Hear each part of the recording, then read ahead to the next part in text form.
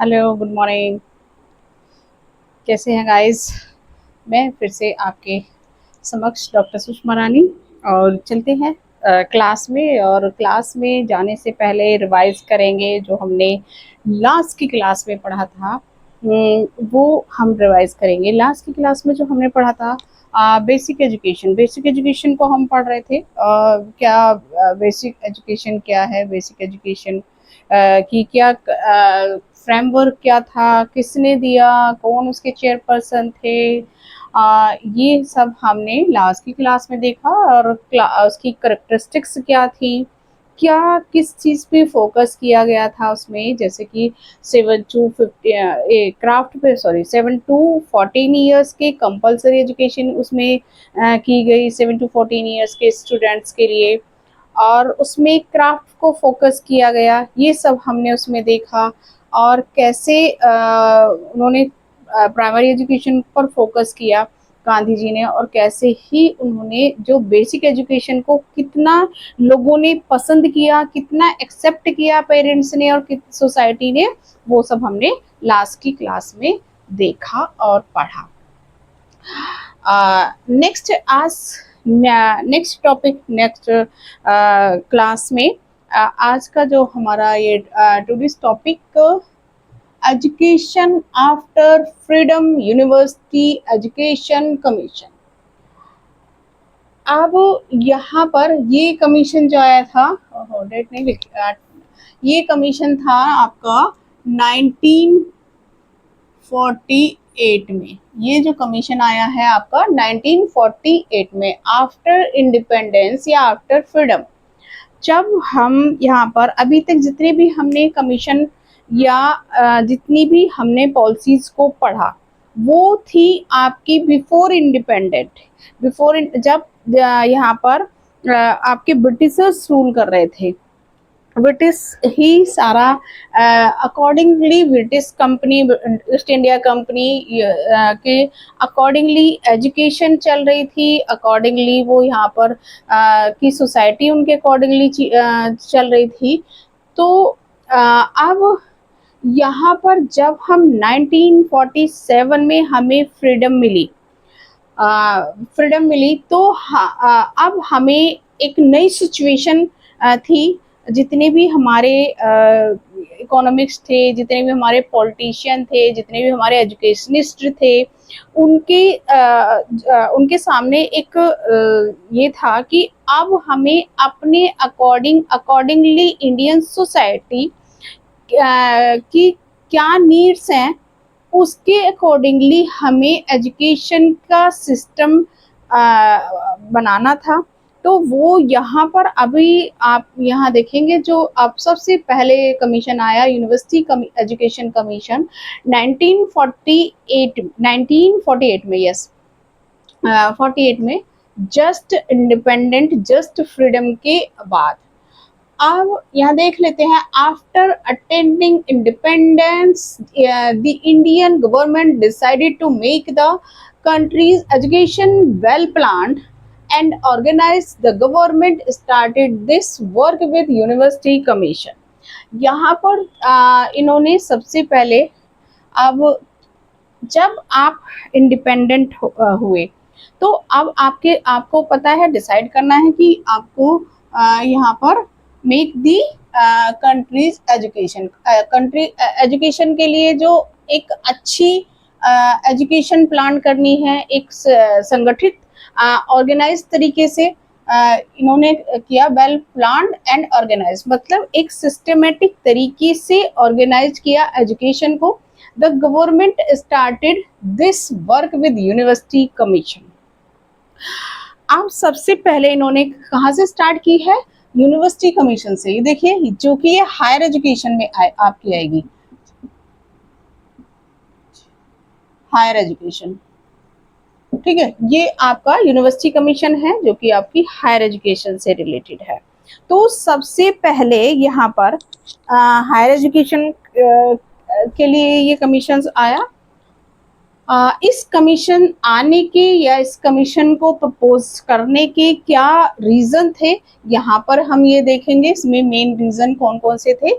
Continuous increase in the numbers of student. देखिए, एक तो जब हमारे यहाँ पर एजुकेशन ले रहे थे, एजुकेशन में क्या हो रहा था, जो स्टूडेंट थे उन वो कंटिन्यू, है ना, कंटिन्यू उनकी इंक्रीज हो रही थी एजुकेशन, क्योंकि अवेयर हो रहे थे लोग, लोगों को वैल्यूज पता चल रही थी एजुकेशन की, कि एजुकेशन की क्या वैल्यू है। तो इस टाइम में ये नहीं है कि प्राइमरी एजुकेशन ले ली और उसके बाद उन्होंने प्राइमरी ले ली, मिडिल ले ली, सेकेंडरी एजुकेशन ले ली और उसके बाद आप घर में बैठ गए, ऐसा नहीं था। अब बच्चे अवेयर हो रहे थे, पेरेंट्स भी अवेयर हो रहे थे, हम इंडिपेंडेंट हो गए थे। तो इसीलिए इन्होंने यहाँ पर continue number increase in the number of student continue यूनिवर्सिटियों में पढ़ाई करने के लिए जा रहे थे। तो ये एक मेन रीजन था इसको। नेक्स्ट है low level of education in Indian university. अब यहाँ पर क्या था, जो आपकी उस टाइम पे इंडियन यूनिवर्सिटी थी जितनी भी, क्योंकि ब्रिटिशर्स ने अपने अकॉर्डिंगली बनाई थी, ब्रिटिशर्स ने अपनी, जो उनकी वहाँ की ब्रिटिश सोसाइटी थी, ब्रिटिश ईस्ट इंडिया कंपनी थी, उनके अकॉर्डिंग यहाँ पर सिस्टम किया हुआ था। जबकि जो इंडियन लोग थे, इंडियंस के लिए अकॉर्डिंगली इंडियन सोसाइटी की नीड्स डिफरेंस थी।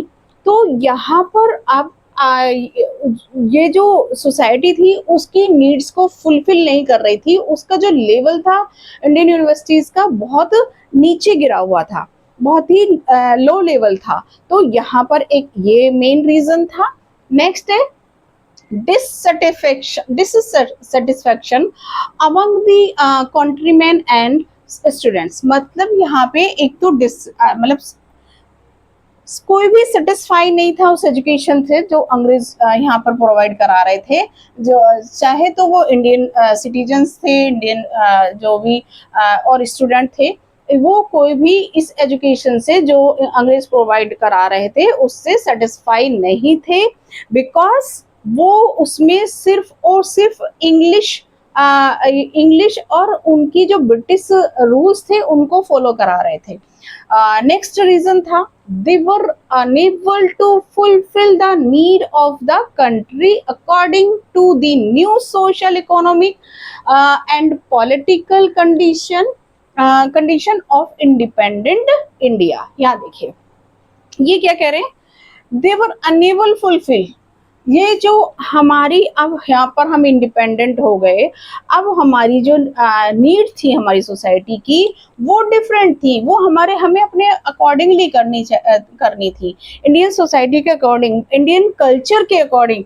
तो यहाँ पर हमें ये जो कंट्री टू न्यू सोशल, जो भी अब यहाँ पर सोशल, इकोनॉमिक और पॉलिटिकल कंडीशन, तो यहाँ की देखिए आपकी सोशल और इकोनॉमिक और पॉलिटिकल तीनों ही कंडीशन चेंज हो गई आफ्टर डिपेंडेंट। कैसे, अब यहाँ पर देखिए, अब यहाँ इंडियन इकोनॉमिक चलेगी, इंडियंस के अकॉर्डिंग चलेगी, जो सोशल स्टेटस है, सामाजिक व्यवस्था है, वो ब्रिटिशर्स के अकॉर्डिंग नहीं, इंडियंस के अकॉर्डिंग चलेगी। और ऐसे ही political conditions in the sense कि यहाँ पे जो ब्रिटिश रूल कर रहे थे, अब इंडियन खुद रूल कर रहे थे अपनी सोसाइटी के अकॉर्डिंग।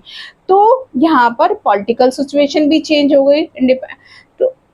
अब इसके अकॉर्डिंग, मतलब जो ये यहाँ इंडिया थी उसके अकॉर्डिंग, उसकी सोसाइटी के अकॉर्डिंग जो भी चीजें थी वो अपने अकॉर्डिंग एजुकेशन की व्यवस्था करनी थी, जबकि ये यहाँ से जो अंग्रेजों ने व्यवस्था की हुई थी, जो उनका सिस्टम था, उससे सेटिस्फाई नहीं थे। जब यहाँ की ये कंडीशंस, ये सिचुएशंस चेंज हो रही हैं तो एजुकेशन भी चेंज डेफिनेटली। अब जब ये सिचुएशन, सोशल और इकोनॉमिक और पॉलिटिकल सिचुएशन किसी भी कंट्री की चेंज होती है तो डेफिनेटली उसका जो एजुकेशन है, एजुकेशन, बिकॉज एजुकेशन एक मोस्ट पावरफुल वेपन्स है किसी भी सोसाइटी का चेंज करने में। तो डेफिनेटली यहाँ पर एजुकेशन भी हमें इंडियन के अकॉर्डिंगली होनी चाहिए थे, और यह एक ये मेन रीजन था इसके लिए। हाँ, नेक्स्ट है इसमें ये रीजन हो गए what a view sorry with a view to removing the patent disease deficiencies in higher education, the inter universities board of education and the central education advisory board of board present central advisory board, ये जो दो board थे उस time पर, एक तो आपका क्या था inter university board of education, दूसरा आपका सेंट्रल एजुकेशन एडवाइजरी बोर्ड। इन्होंने एक प्रपोजल गवर्नमेंट के पास रखा, गवर्नमेंट के समक्ष रखा, a proposal to the government of India to appoint an all India university education commission. यहाँ पर इन्होंने एक प्रपोजल रखा all India university education commission.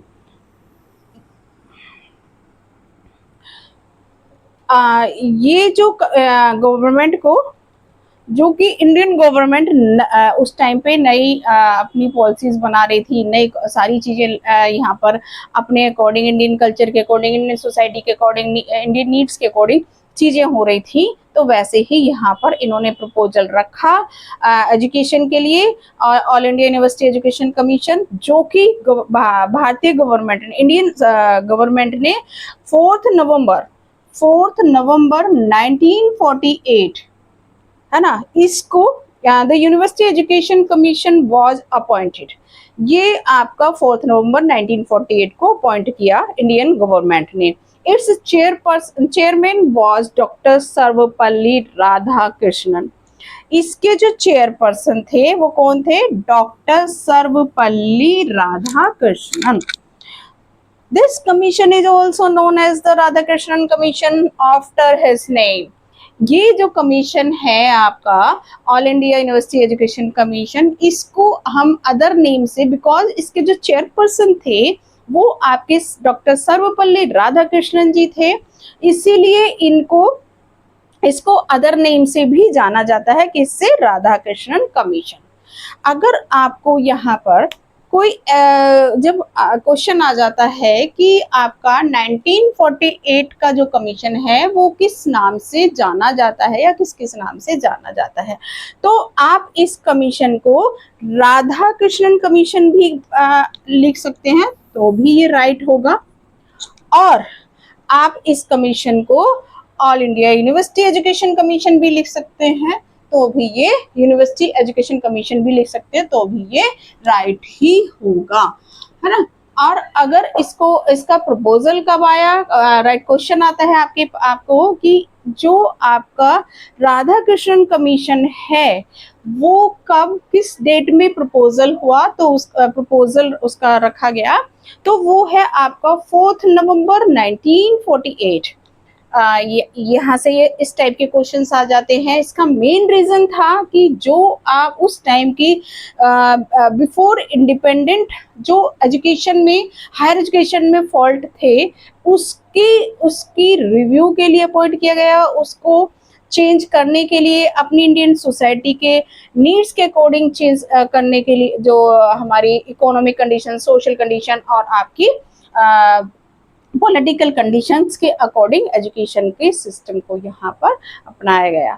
तो ये इसके आपका जो यूनिवर्सिटी एजुकेशन कमीशन है, अभी इसके क्या एम है, क्या इसका फ्रेमवर्क था, क्या क्या कैसे ये आगे इसको प्रपोजल को बढ़ाया गया, वो हम नेक्स्ट क्लास में देखेंगे। आज के लिए इतना ही। Thank you.